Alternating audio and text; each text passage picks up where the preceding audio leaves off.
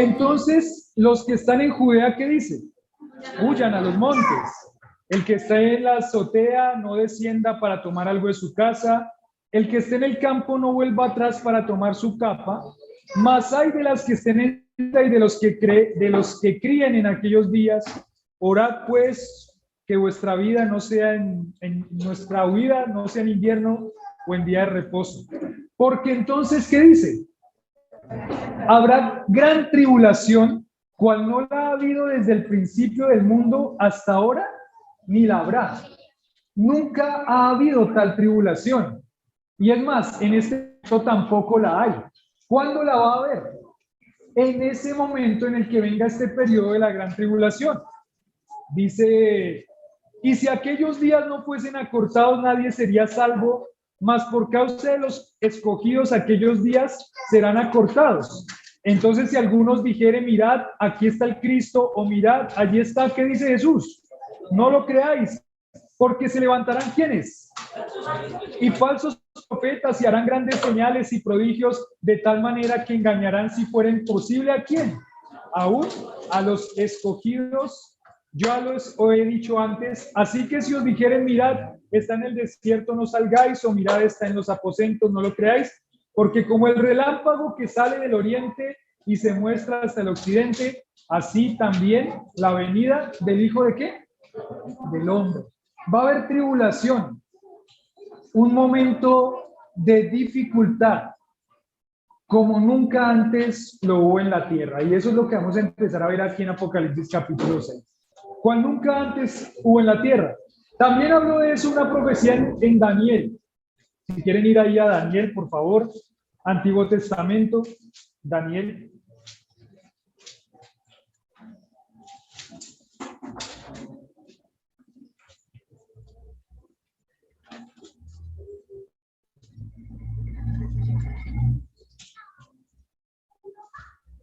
Daniel capítulo 9, versículo 24. Daniel capítulo 9, versículo 24. Para mirar el contexto en donde estamos ubicados en este momento, Daniel capítulo 9, versículo 24. ¿Listo? ¿Llegaron ahí a Daniel 9, 24? A ver un poquito más para que lleguen a Daniel capítulo 9, versículo 24. ¿Qué dice Daniel 9:24? Dice 70 semanas, ¿qué dice? Sobre, y aquí hay una clave, ¿sobre quién? ¿Quién es tu pueblo ahí? En ese momento de la historia, el pueblo de Dios es Israel. 70 semanas están determinadas sobre qué pueblo? Israel. Y sobre tu santa ciudad, él siempre ha llamado la santa ciudad Jerusalén, es la ciudad que él ama, para terminar la prevaricación y poner fin al pecado y expiar la iniquidad. Ahí está el propósito de ese tiempo, expiar la iniquidad, para traer la justicia perdurable, sellar la visión, la profecía y ungir el santo de los santos. Sabe pues y entiende que desde la orden para restaurar y edificar Jerusalén hasta el Mesías príncipe, hasta el Mesías, hasta Cristo, desde que ellos salieron del cautiverio hasta el Mesías príncipe que fue Cristo, ¿habrá cuántas semanas? Y 62 semanas. Se volverá a edificar la plaza y el muro en tiempos de angustia, angustiosos. ¿Cuántas semanas van entonces ahí? 62 más 7. ¿Cuánto es? ¿Y cuántas semanas son? 70, o sea que hace falta ¿qué?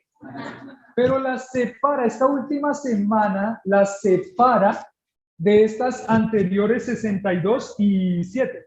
Y dice ahí, versículo 26. Y después de las 62 semanas, ¿qué dice? Se quitará la vida al Mesías, mas no por sí. Y el pueblo de un príncipe que ha de venir destruirá ¿qué? La ciudad y el santuario, y su fin será con inundación, y hasta el fin de la guerra durarán las devastaciones. Esto pasó en un momento cuando Jerusalén fue ¿qué? Destruida. ¿Cuándo pasó eso? En el año 70 después de Cristo pasó que Jerusalén fue destruida. ¿Por quién? Por los romanos. Los romanos vinieron Y dice que no dejaron piedra sobre piedra. Quemaron todo, sacaron todo el oro y se fueron y dejaron a Jerusalén destruida. O sea, esto ya pasó. Pero dice, versículo 27, esa semana separada, y por otra semana confirmó el pacto con muchos. ¿Y qué dice ahí? A la mitad de la semana, de estas 70 semanas, o sea que está dividiendo la semana en cuánto? En dos. Las semanas, bíblicamente, es un periodo de 7 años. 7 años para este contexto es una semana. ¿Cuánto es la mitad de 7 años? 3 años y medio. Está viviendo esta semana de 7 años, 3 años y medio iniciales, 3 años y medio siguientes. A la mitad de la semana hará cesar ¿qué? El sacrificio y la ofrenda. Después con la muchedumbre de sus abominaciones vendrá ¿quién? Hasta que venga ¿qué? Y lo que está determinado se derrame sobre él. Hay alguien que va a venir de ese pueblo que destruyó antes a Jerusalén. O sea que, y aquí vamos a hablar de ese proceso y ese periodo inmediatamente. Vamos a Apocalipsis otra vez, capítulo 6. Entonces, en Apocalipsis capítulo 6 estamos hablando de la semana ¿qué? 70, que está profetizado por el profeta Daniel. Estamos hablando de la semana 70. La última semana en la que Dios va en un pueblo específicamente. ¿En cuál pueblo? En Israel. No significa que no van a haber personas salvas que no sean judías, ya lo vamos a ver después, pero va a ser la semana en la que Dios va a tratar específicamente ¿con quién? Con Israel. Recuerden, para este momento de la historia, ¿dónde están los creyentes? ¿O dónde estamos los creyentes? En el cielo. Aquí no están los creyentes no están viviendo nada de esto. Nada de esto están viviendo. Entonces vamos a leer del capítulo 6, del versículo 1 al versículo 8, en primer lugar. Capítulo 6, versículo 1 al versículo 8. Dice así: vi cuando el Cordero abrió uno de los sellos y oí a uno de los 4 seres vivientes decir con voz de trueno: ve y mira. Y miré, y aquí un caballo blanco, y el que lo montaba tenía un arco, y le fue dada una corona, y salió venciendo y para vencer. Cuando abrió el segundo sello, oí al segundo ser viviente que decía: ven y mira. Y salió otro caballo bermejo, y al que lo montaba le fue dado poder de quitar de la tierra la paz, y que se matasen unos a otros, y se le dio una gran espada. Cuando abrió el tercer sello, oí al tercer ser viviente que decía: ven y mira. Y miré, y aquí un caballo negro, el que lo montaba tenía una balanza en la mano. Y oí una voz del medio de los 4 seres vivientes que decía: 2 libras de trigo por un denario, 6 libras de cebada por un denario, pero no dañes el aceite ni el vino. Cuando abrió el cuarto sello, oí la voz del cuarto ser viviente que decía: ven y mira. Y miré, y aquí un caballo amarillo, y el que lo montaba tenía por nombre Muerte, y el Hades le seguía, y le fue dada potestad sobre la 4ª parte de la tierra para matar con espada, con hambre, con mortandad y con las fieras de la...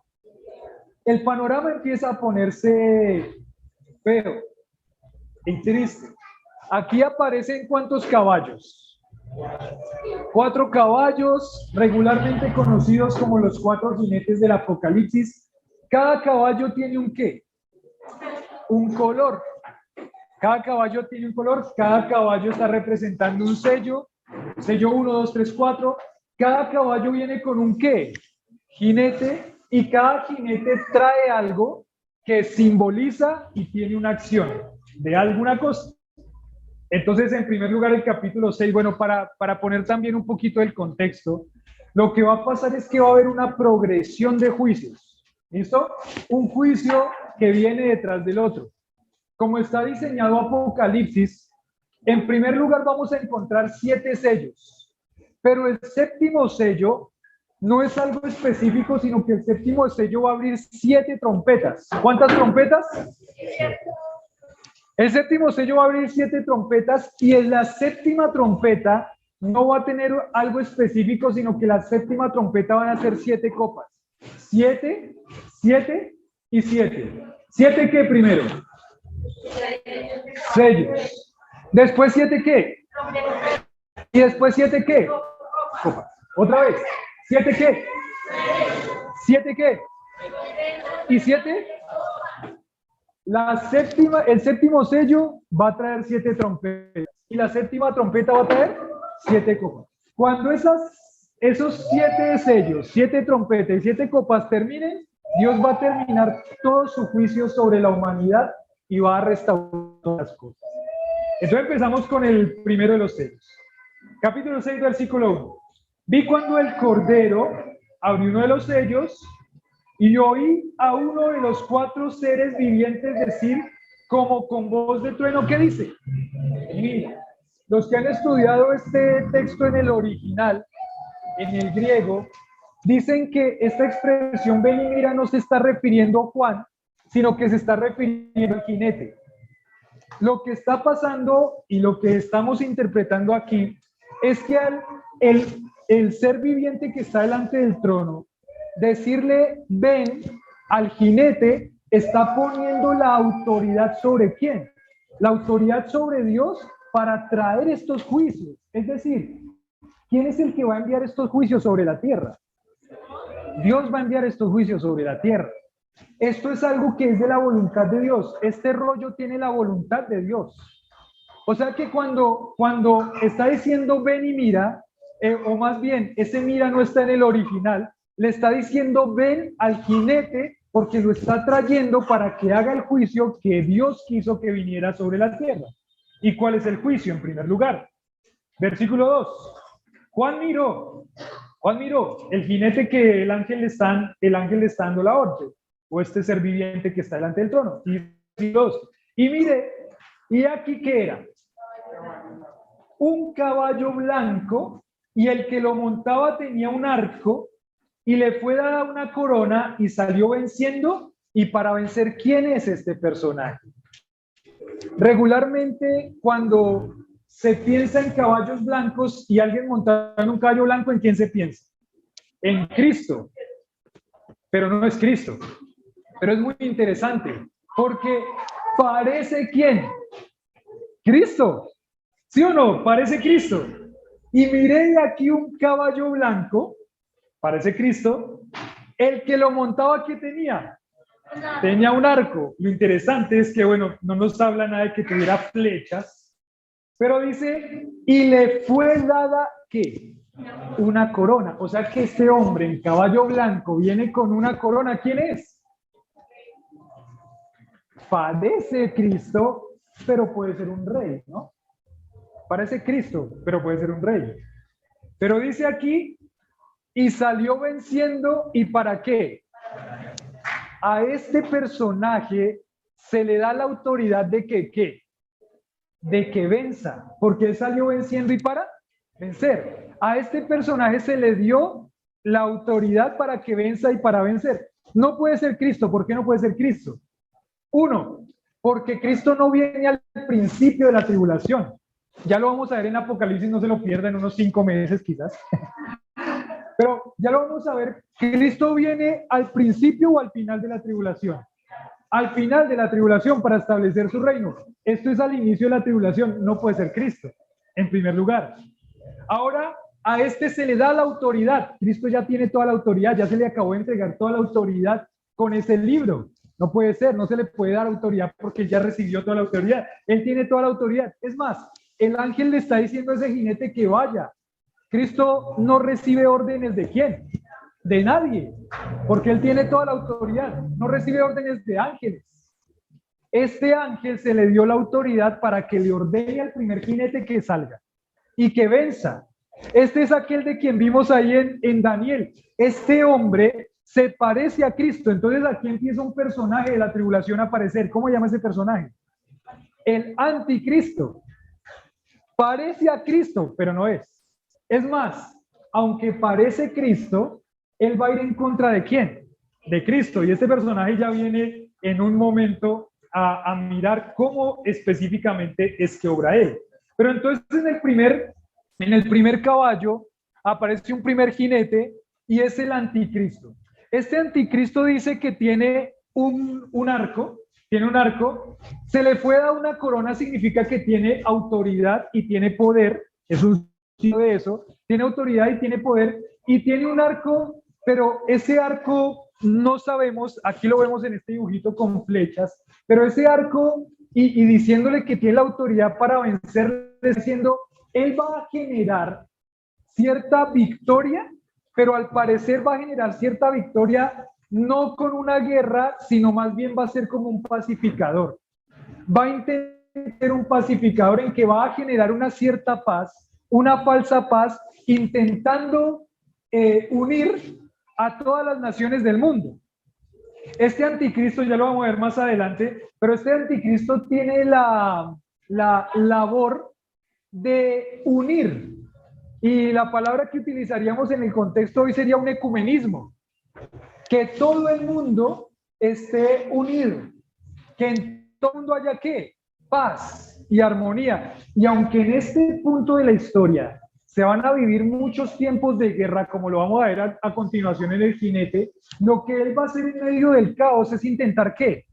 Unir, traer paz. Y va a lograrla. ¿Por qué? Porque se le dio la autoridad de que haya una falsa paz, una falsa paz, una falsa paz. Vamos a ver el versículo 3 con el segundo jinete. Se está infiltrando, es un infiltrado, pero ¿enviado por quién? Eso es muy interesante, ¿no? El anticristo viene a guerrear contra Cristo, a poner a las personas contra Cristo, pero ¿de quién le dio la autoridad para que haga eso? Dios mismo. ¿Por qué? Dice la hermana Marta. No se lo pierda. Seguimos con Apocalipsis. Versículo 3. Cuando abrió el segundo sello, oía al segundo ser viviente que decía, ven, otra vez, estamos. No le dice a Juan, sino que se lo dice a quién, al caballo con el jinete. Y salió otro caballo bermejo. ¿Qué color es bermejo? Rojo, y dice rojo encendido, es la palabra ahí, rojo encendido. Y al que lo montaba le fue dado poder de quitar de la tierra ¿qué? La paz, y que se matasen unos a otros, y se le dio una gran espada. Entonces, cuando vemos al segundo jinete, ese segundo jinete es rojo, viene con una ¿qué? Espada, y lo que va a producir ese jinete en la tierra es ¿qué? Guerra. De pronto escuchamos muchas veces que la primera parte de la tribulación iba a ser caracterizada por un momento de paz. No es lo que dice el texto. Lo que dice es que va a haber muchas guerras, guerras entre unos, guerras entre otros. Se va a desatar una gran cantidad de guerras para que las personas mueran, pero en medio de esas guerras, ¿quién va a estar pacificando como pacificador? El anticristo va a estar como pacificador. Y ustedes se pueden imaginar eso, ¿no? Porque en medio del caos y en medio de la guerra, que aparezca alguien para dar paz mundial, ¿qué va a pasar? ¿Los ojos a dónde van a ir? ¡Shup! ¿La fe a dónde va a ir? ¡Shup! Al anticristo. Al anticristo. Este periodo de la tribulación empieza con guerras. Se van a matar unos contra otros. ¿Cómo va a ser eso? No lo sabemos con certeza. Pero sí hay una historia, y hay varias historias, en que en el Antiguo Testamento Dios produjo tal caos que se mataban unos contra otros. Pueblos que iban a luchar contra Israel. Dice que iban a luchar contra Israel y en un momento estaban luchando, ellos contra ellos y se estaban matando y Israel no tuvo que hacer nada. Israel solamente gritó y se mataban unos con otros. No sabemos cómo se va a generar este momento de guerras, pero está caracterizada este momento de la tribulación con un jinete que se le ha dado la autoridad para generar guerras, para quitar de la tierra la paz, y se van a matar unos contra otros, y por eso el símbolo de este caballo con el jinete es ¿qué? Una gran espada. Una gran espada. Versículo 5. Cuando abrió el tercer sello, oí al tercer ser viviente que decía, ven, y miré, y aquí un caballo ¿qué? Negro, y el que lo montaba tenía una balanza en la mano. Y oí un una voz del medio de los 4 seres vivientes que decía: 2 libras de trigo por 1 denario y 6 libras de cebada por 1 denario, pero no dañes el aceite ni el vino. El tercer caballo, ¿de qué color es? Negro, negro. Y dice, tenía una balanza en la mano, Y dice acá, ¿qué es lo que decía la voz en medio de los 4 seres vivientes? 2 libras de trigo por ¿cuánto? Por 1 denario. 6 libras de cebada por 1 denario. ¿Qué significa esto? Después de la guerra que viene, con la guerra que viene la pobreza y la escasez. Con poco o con mucho dinero se va a poder comprar ¿qué? Muy poquito. Con mucho dinero se va a poder comprar un poquito. El denario es el salario que le pagaban un día de trabajo. Y con un día de trabajo no va a poder comprar ¿qué? Muchas cosas, porque después de la guerra y con la guerra que viene, la pobreza, ¿no? Vemos todo esto de la guerra en Ucrania, ¿no?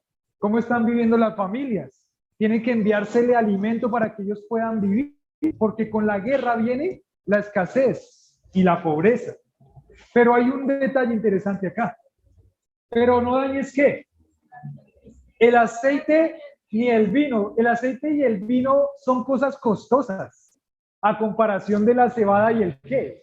Y el trigo. El aceite y el vino son cosas costosas. No dañes el aceite ni el vino. Y lo que puede estar dando el símbolo aquí en este tercer jinete es que va a haber una brecha entre la riqueza y la pobreza. Porque el aceite y el vino no lo pueden comprar los pobres. ¿Lo van a comprar quiénes? Los ricos. O sea que la brecha social se va a ¿qué? A abrir mucho más. Los ricos van a ser más ricos y los pobres van a ser más ¿qué? Y eso es muy interesante porque sí lo vivimos, ¿no? La pandemia. ¿Qué pasó con la pandemia? La pandemia, esa crisis, una crisis económica que nos tiene en este momento viviendo las consecuencias de esa crisis. Pero los ricos, ¿qué? Los ricos son más ¿qué? Ustedes saben que durante la pandemia las 10 personas más ricas del mundo aumentaron su riqueza, la multiplicaron. Yo dice, ¿cómo así? ¿El mundo no estuvo sufriendo? Sí, pero la brecha ¿qué pasó? Se amplió más. Eso es una pequeña muestra de lo que va a pasar en la tribulación. Lo que va a pasar en la tribulación es que la brecha entre los ricos y los pobres se va a abrir mucho más. Y la pregunta de la hermana Marta otra vez, ¿por qué? ¿Por qué? Es una falsa seguridad, ¿no? Cuando hay riqueza, es difícil poner la confianza en quién. Todo este periodo de tribulación y de gran tribulación es una prueba. Ahí está la respuesta. ¿Por qué? Porque esto es una prueba para el corazón del hombre. ¿En quién van a confiar? ¿En quién van a confiar los ricos? En el dinero, en la riqueza. Y vamos a ver el final de este capítulo, es muy triste. ¿Pero en quién van a confiar los ricos? En la riqueza. Se va a abrir esa brecha aún más y más. Se van a destruir unos con otros. Van a haber mortandad. Y el versículo 6 dice, el cuarto jinete, yo oí una voz en medio de los 4 seres vivientes que decía, perdón, el 7, y dice, cuando abrió el cuarto sello, oí la voz del cuarto ser viviente que decía, ven, y miré, y aquí ¿qué?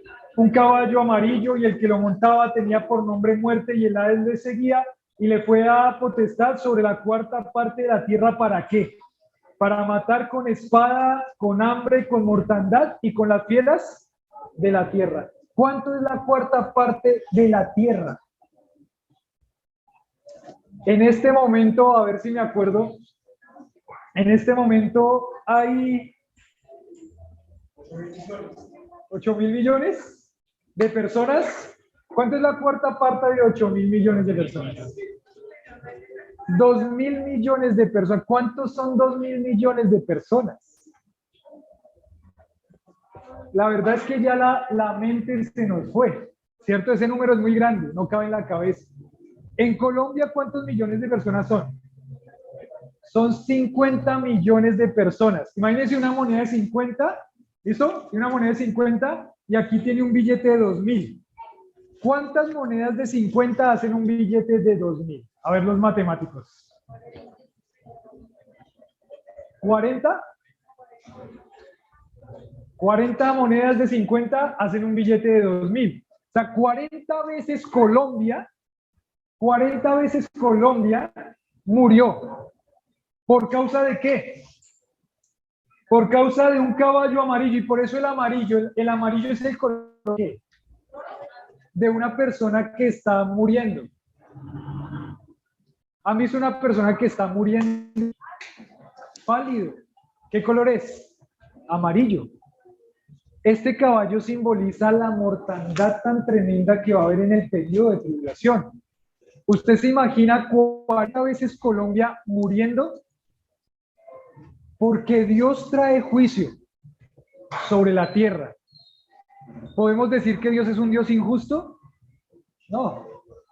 Porque Dios dio siempre la oportunidad, y es más, en este momento Dios va a seguir dando las oportunidades, como la vamos a ver en los siguientes capítulos. Miré y aquí un caballo amarillo, y aquí hay una personificación, es una figura del lenguaje.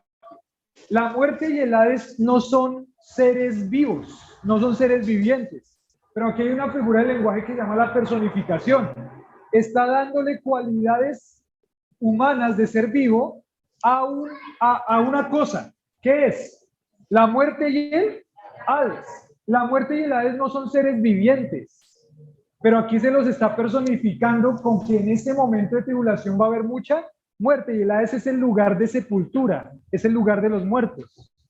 El cementerio no es un ser vivo, ¿no? El cementerio no es algo vivo, pero aquí se lo está personificando. La muerte no es algo vivo. Dios tiene el poder ¿sobre qué? Sobre la muerte y sobre la vida. No hay algo como la muerte, viene la muerte con el palito, ¿no? Viene la muerte con el palito, ¿cómo llama la voz? Viene la muerte a darnos ahí y a quitar. No existe eso. El que tiene el poder sobre la muerte, ¿quién es? Dios. Es más, ¿ustedes recuerdan ahí en Éxodo cuando mataron a los primogénitos? ¿Sí recuerdan? ¿Quién pasó matando? Dios. No el ángel, no hay un ángel de la muerte. El ángel de Dios, el ángel de Jehová, Dios mismo pasó matando a los primogénitos. Y aquí el que manda este jinete, ¿quién es? Es Dios. Y Dios va a producir esa mortandad, está juzgando. Todas estas personas están inmediatamente después de que las personas creyentes se fueron. O sea, todas estas personas escucharon en alguna forma el mensaje de la salvación, pero no quisieron ¿qué? Creer. No fue que no tuvieron oportunidad. Todas estas personas que están muriendo acá, inmediatamente después de que los creyentes son llevados al cielo, han tenido la oportunidad de escuchar. Yo estoy pensando, ¿cuántos de mis familiares están en ese momento ahí? Siendo muertos por su incredulidad. ¿Tiene familiares que no creen en Cristo como Salvador? ¿Y usted les ha intentado hablar? ¿Y les ha dicho por un lado y por el otro? ¿Y ellos han visto sus estados de WhatsApp donde usted manda versículos que se conviertan? Ellos han estado expuestos al mensaje del Evangelio. Ese día no pueden decir, es que no me dijeron. Se lo dijeron por todo lado, pero van a estar muriendo. 2.000 millones de personas muriendo acá. 2.000 millones de personas. Ahí están los jinetes. El primer sello, podríamos decir, definirlo como el engaño. El segundo sello, las guerras. El tercer sello, el hambre. Y el cuarto sello, la muerte sobre los habitantes de la tierra. Dios empezó a juzgar. Y ustedes se dan cuenta, ¿no? Este Dios estaba no en su estado de humillación, sino en su estado de exaltación y de juicio. Este Dios ya no está el cordero que dice, pongo la otra mejilla. Este Dios, Cristo, ya no es el que viene y crucifíquenme. Este Dios ya es el que viene a juzgar con justo juicio. Ese es Dios. No se lleve en su mente una falsa percepción de Dios. Dios es amor, pero por supuesto que sí, se entregó por nosotros por amor. Pero Dios es ¿qué? Es juicio. Y juicio terrible. Es algo que no nos cabe en la cabeza de lo que van a vivir los habitantes de la tierra en ese momento. Vamos a leer del versículo 9 al versículo 17. Sigue, por favor. El quinto sello. Ruego por la justicia. Cuando abrió el quinto sello y vi bajo el altar las almas de los que... cuando abrió el quinto sello, vi bajo el altar las almas de los que habían sido muertos por causa de la palabra de Dios y por el testimonio que tenían. Por el testimonio que tenían.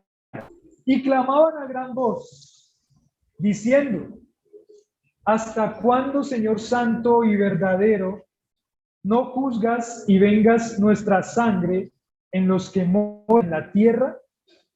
Y se les dieron vestiduras que, y se les dijo que descansasen todavía un poco de tiempo, hasta que se completara el número de sus consiervos humanos, que también habían de ser muertos como ellos.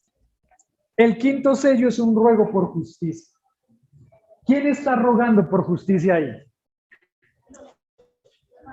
Dice que los mártires. Esos mártires, ¿en qué momento están muriendo? En ese momento de la tribulación están muriendo esos mártires. En ese momento de la tribulación están muriendo, están creyendo muchos, pero muchos de esos creyentes también están ¿qué? Están siendo muertos. Y aquí hay un clamor. El cuadro que nos presenta aquí Apocalipsis en este quinto sello nos transporta al tabernáculo. El tabernáculo. ¿Qué pasaba en el tabernáculo? Bien, en el tabernáculo, el primer altar con el que ellos se encontraban, inmediatamente entrando al tabernáculo, era este altar en donde se hacían los sacrificios. Ese se llama el altar de bronce. El altar de bronce. Adentro está el altar de incienso, fue el cuadro que vimos en el capítulo 4. El altar de bronce estaba aquí, inmediatamente entrando, y ahí era donde se hacían ¿qué? Los sacrificios. Pero ¿saben qué? En el tiempo de la Pascua y en la fiesta de la Pascua, los judíos venían de todas partes de Israel y de todas partes del mundo al tabernáculo para ofrecer sus sacrificios. ¿Saben que en un día de Pascua se podían ofrecer en sacrificio 300,000 corderitos? ¿Cuántos son 300,000 corderitos? Eso es muchísimos animalitos. Pero ahora piense, aquí llegaban, y ustedes ven todo esto manchado de sangre, ¿cierto? Porque ahí era donde se qué. ¿Recuerdan?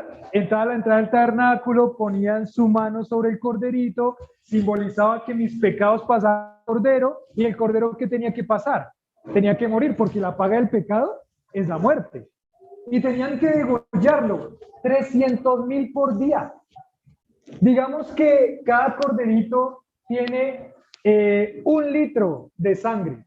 Digamos que cada corderito tiene 1 litro de sangre. ¿Cuántos litros de sangre son? 300,000 litros de sangre. 300,000 litros de sangre. Ustedes se pueden imaginar a toda la sangre corriendo por todo esto, saliendo del tabernáculo, y dice que ahí en Jerusalén iba directo a un torrente que se llama el torrente de Cedrón. Toda esa sangre llegando. Es el cuadro que se pinta aquí en Apocalipsis. ¿La sangre de quién? De los mártires. ¿Está clamando a Dios por qué? ¿Por venganza? No, por justicia. Señor, justicia. Y Dios está trayendo justicia. Justicia. Y decía, versículo, por el testimonio, y decía el versículo 11, y se le dieron ¿qué a ellos?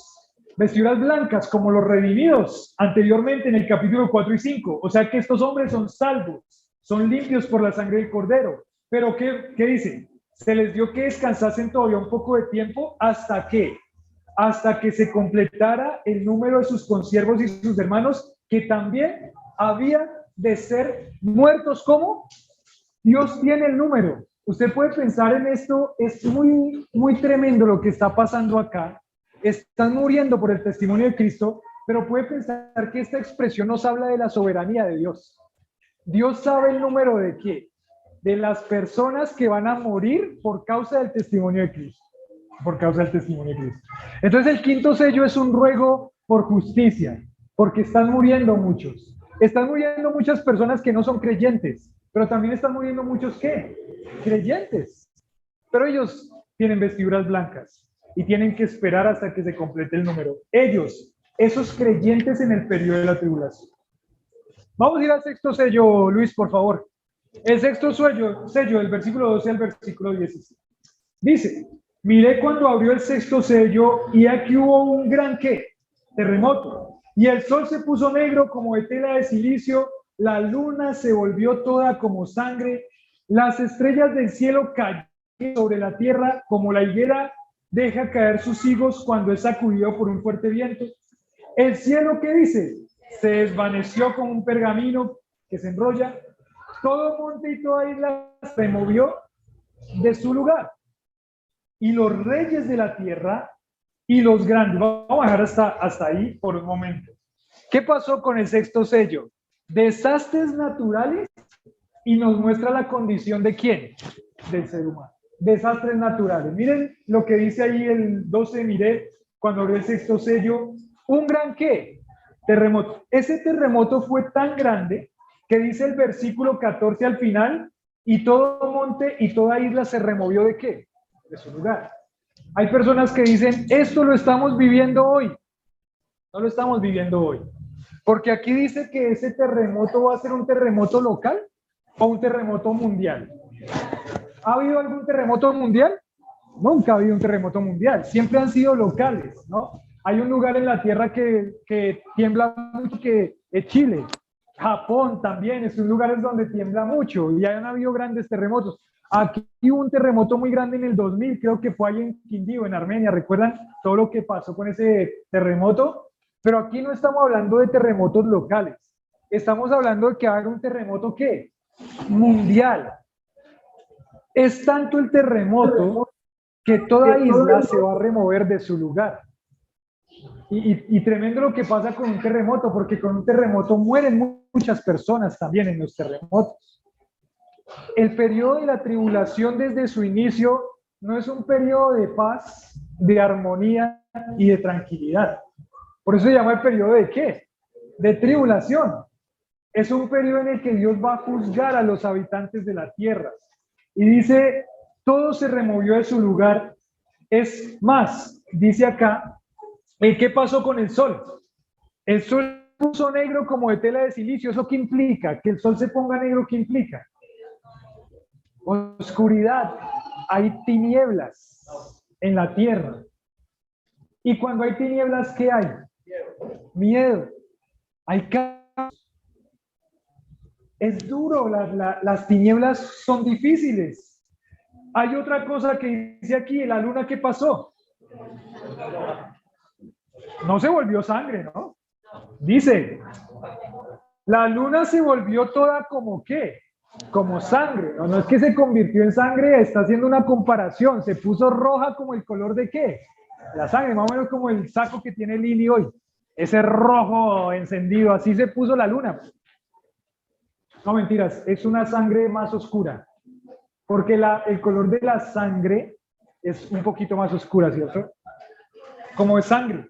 ¿Qué más pasó? Las estrellas del cielo cayeron sobre la tierra. ¿Cómo así que las estrellas del cielo cayeron sobre la tierra? Algún científico diría, un error en la Biblia. ¿Por qué? Porque las estrellas son más grandes que la tierra. ¿Sabían eso? Las estrellas son muchísimo más grandes que la tierra. Entonces, no puede ser un error en la Biblia. Bueno, desde la perspectiva de Juan, ¿qué es lo que está cayendo a la tierra? Muchos cuerpos celestes están cayendo a la tierra. Están cayendo meteoritos. Están cayendo esos cuerpos celestes sobre la tierra. Y bueno, no sé si han visto películas de eso, pero me acuerdo una muy que está aquí en mi mente. Cayó ese meteorito y ¿qué pasó? Hizo un desastre. Cayó en el mar y ¿qué pasó? Hizo un maremoto y arrasó un montón de lugares. Cayó en la tierra y ¿qué pasó? El impacto fue tan grande que destruyó un montón de cosas a su alrededor. Este periodo de la tribulación es terrible. Personas están muriendo por todo esto. Pero hay algo que es aún más terrible que todo lo que está pasando con todas estas muertes. Siguiente, por favor, Luis. ¿Qué tenemos en el siguiente? No, al anterior entonces. Vamos a leer del versículo 15 al versículo 17. Dice lo siguiente. Y los reyes de la tierra, y los grandes, y los ¿Ven la brecha? La brecha. Los poderosos, los capitanes, los poderosos. Pero también ¿qué? Todo siervo, todo libre. ¿Qué hicieron? Se escondieron en las cuevas y en las peñas de los montes. ¿Vieron que lo leímos en Mateo? Escóndanse, vayan y escóndanse. Pero ellos se escondieron. ¿Y qué dice versículo 16? Y decían a los montes y a las peñas, caed sobre nosotros y escondednos del rostro de aquel que está sentado sobre el trono y de la ira de ¿quién? Del Cordero. Porque el gran día de su ira, ¿y quién podrá sostenerse? ¿Quién podrá sostenerse en pie? ¿Quién puede enfrentarse a la ira de Dios? ¿Sabe que hay tantas personas que dicen, Dios no existe? ¿Qué cosas de Dios? A mí no me venga a hablar de eso. Ya se puso fanático. Ya le corrieron el champú. Si ve usted por ir a esa iglesia, viene alguien le dice, ya lo está, no sé, su abuela, su mamá, su papá, ¿qué le están diciendo? Están diciendo puras mentiras. No se deje creer eso. ¿Quién podrá sostenerse contra la ira de Dios? Solamente hay uno que se puede sostener. Solamente hay uno que se puede sostener. Pero ustedes ven que todas las personas de esa tierra saben de quién viene el juicio. ¿De quién viene el juicio?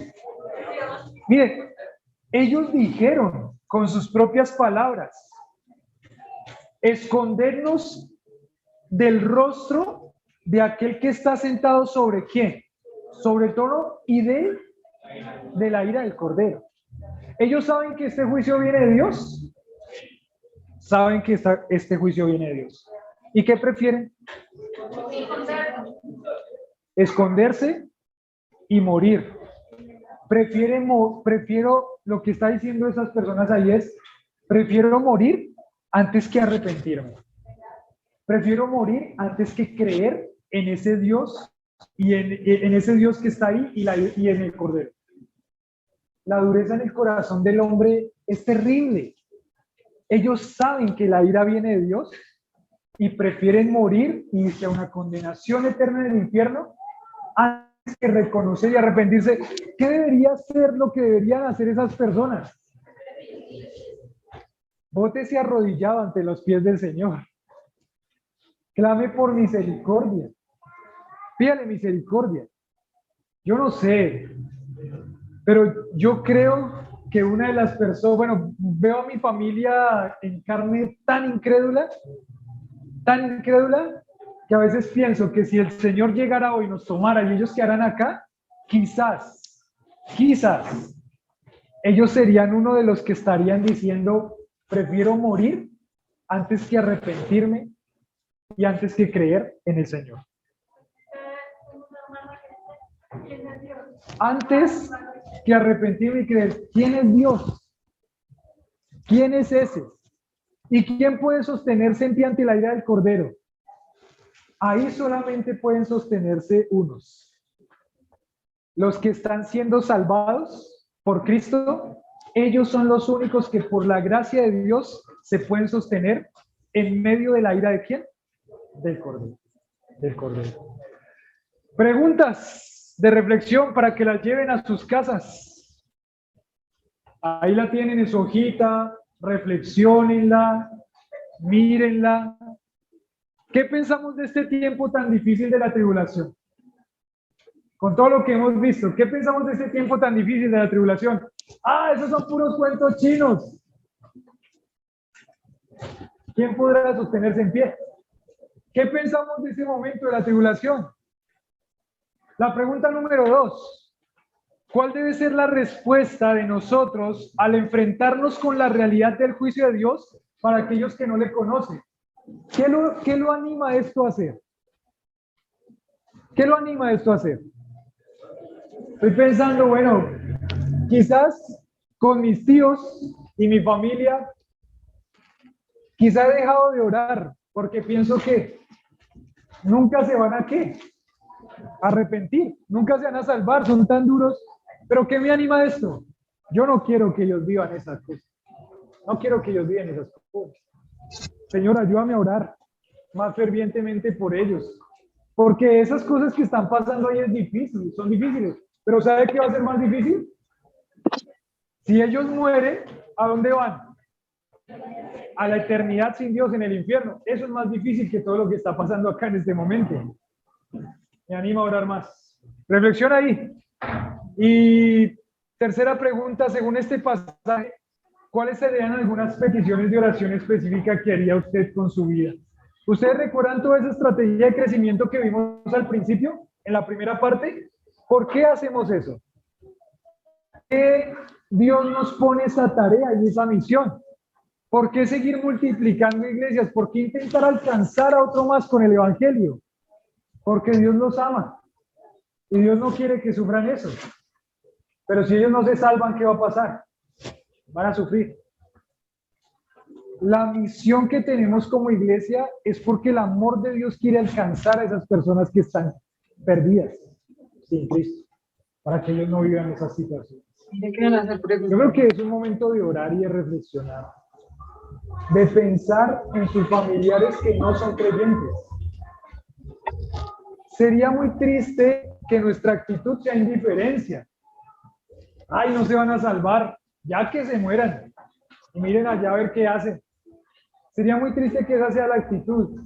Pero si usted con sus palabras y con su vida puede mostrar a Cristo, quizás pueda vivir personas creciendo en Cristo. ¿Para qué? Para impactar el mundo que si no se salva, va a vivir la ira del Cordero y la ira de Dios. Ore y oremos por nuestra vida para que nuestra vida pueda mostrar a Cristo y que muchas personas se salven. Porque si no van a estar en medio de la ira del Cordero.